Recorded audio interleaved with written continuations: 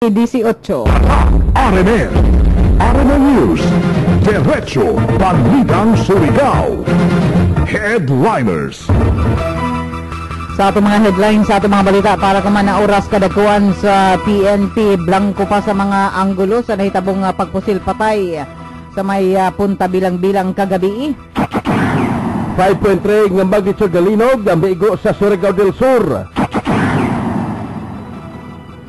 Samtang plano sa pagmugna na Marina Fish Sanctuary na sa Barangay Tinai, Malimuno, tagtuki sa mga sakop sa sangguniang panlalawigan. Gobernador Sol Matugas nakikpulong sa mga personal sa Provincial Agriculture Office. Schools Division Superintendent sa probinsya may bisita atol sa sesyon sa konseho sa probinsya. Sa balitang panghimagas, baboy ng inuhang ulog ikahibudngan dito sa China. Samtang sa gawas sa nasod at pataas na kuman ang state of emergency dito sa Alabama, USA. RMN News, Diretso Balitang Surigao. Sa hingpit na detalye sa ato mga balita ang kadagkuan sa Philippine National Police, blanco pa sa mga anggulo sa nahitabong pagpusil patay kagabi sa may punta bilang-bilang Barangay Taft, alas 11:15 kapinkon kuyang.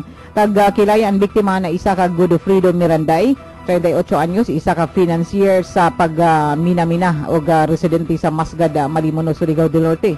Sa inisyal na investigasyon sa mga otoridad, si Miranday ang mikanaog sa sakyanan ni ini na Toyota RAV4 ang suspechado ang nagsakay isab ng single na motorsiklo na gamit sa pagpusil ang 45 kalibre na armas o naigo si Miranday sa may dubdob na nulagpas pa sa likod o sa may tijan na nahimong rason sa idahin na naling kamatayon. Ang suspechado ang matod pa nakakita og pagtudlo na nagkalo.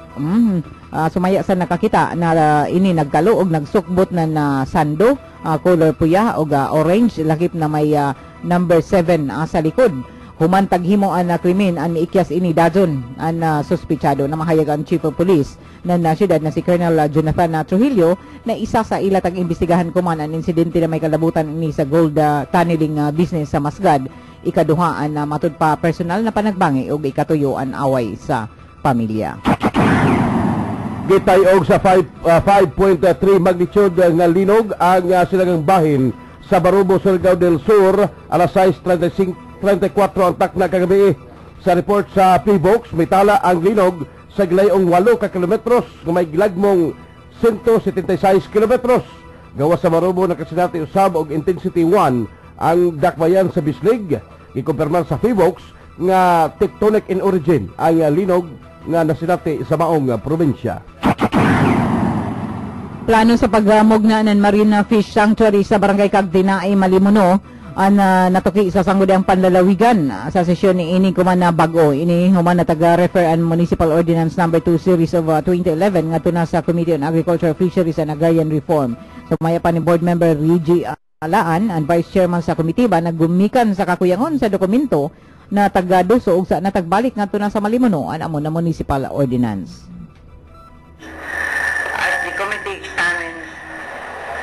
Subject ordinance submitted, the basic requirements should be accomplished first. Location map, certification of BIPAR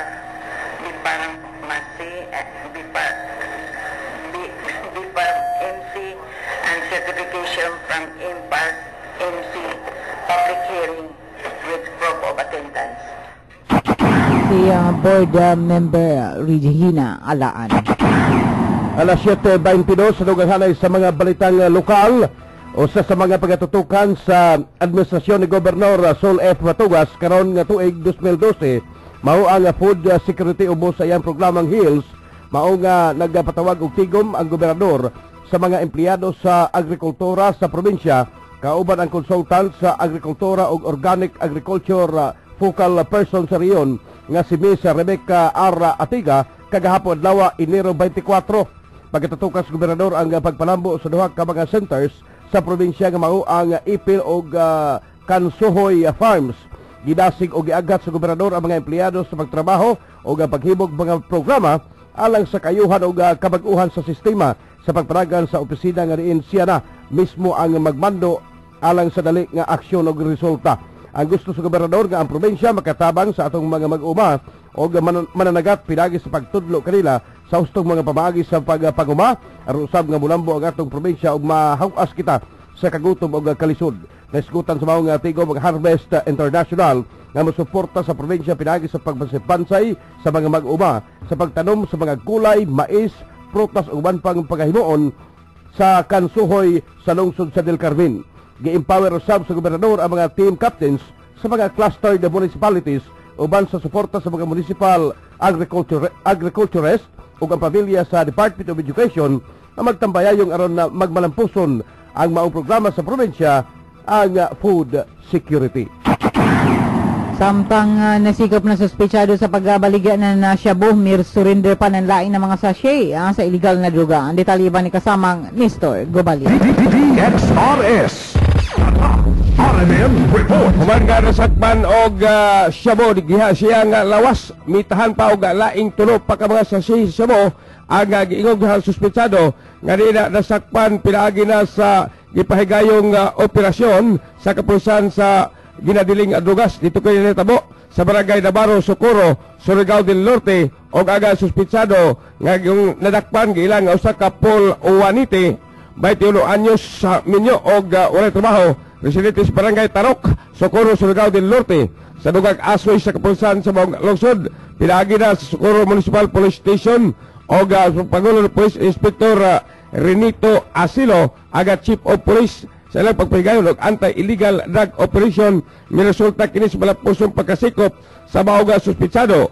Di na konpiskar gikan kaniya sa mga suspek ang duha ka mga gagbay nga sa sa gitawag og crystalline substance nga diin na ila usab kini nga mao aga Shabu og aduna kini market value nga 500 ka pesos matag usa ka sachet.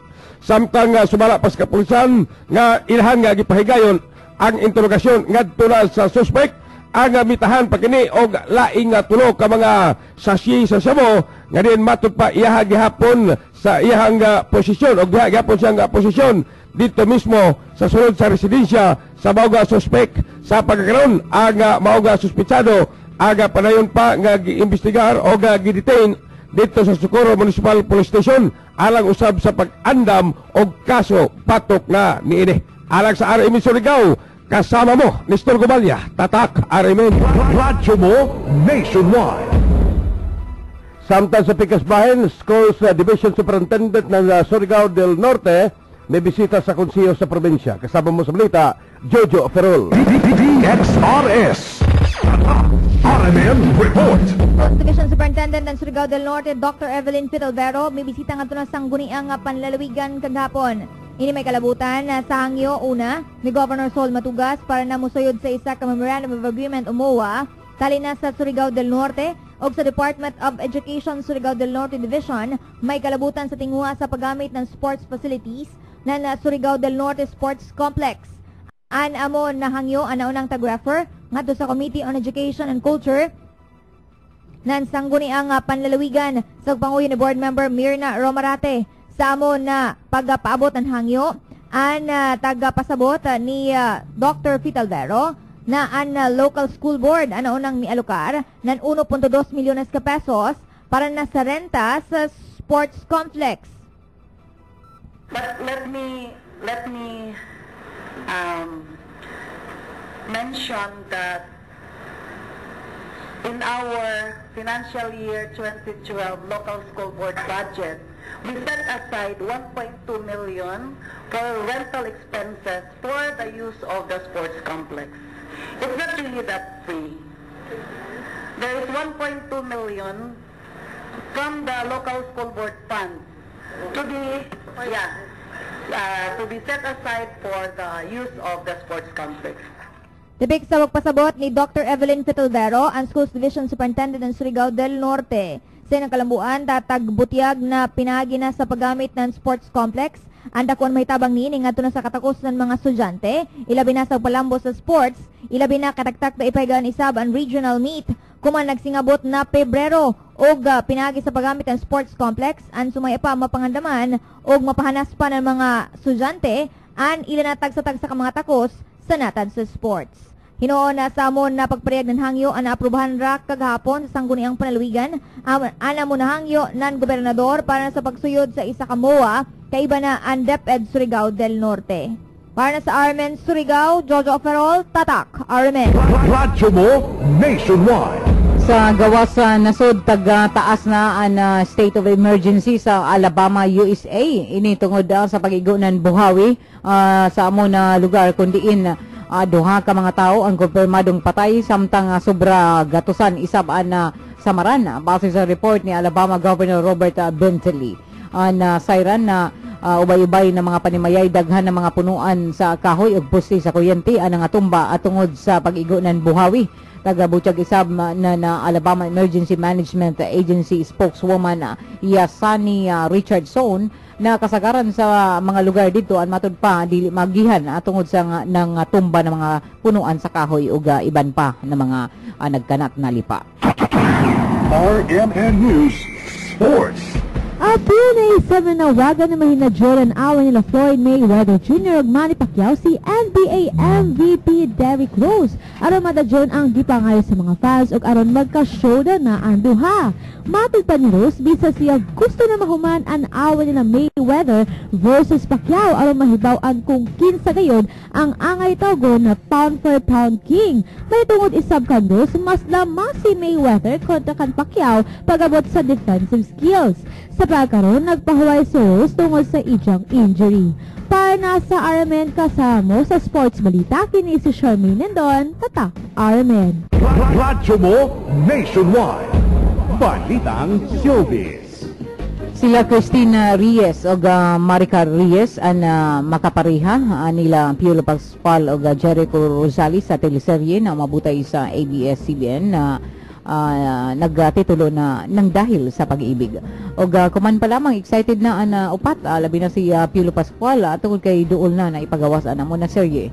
O sumaya pa na sa pagsuyod kuman na tuig 2012, daghan na nag-abri sa iya na bag-o na mga teleserye. O first time isa midya na makaiban sila Jericho Rosales, ingon man sab si Maricar o Christine Reyes. Hindi gasgas, hindi umatras, medyo madulas. Ito ang balitang panghimagas.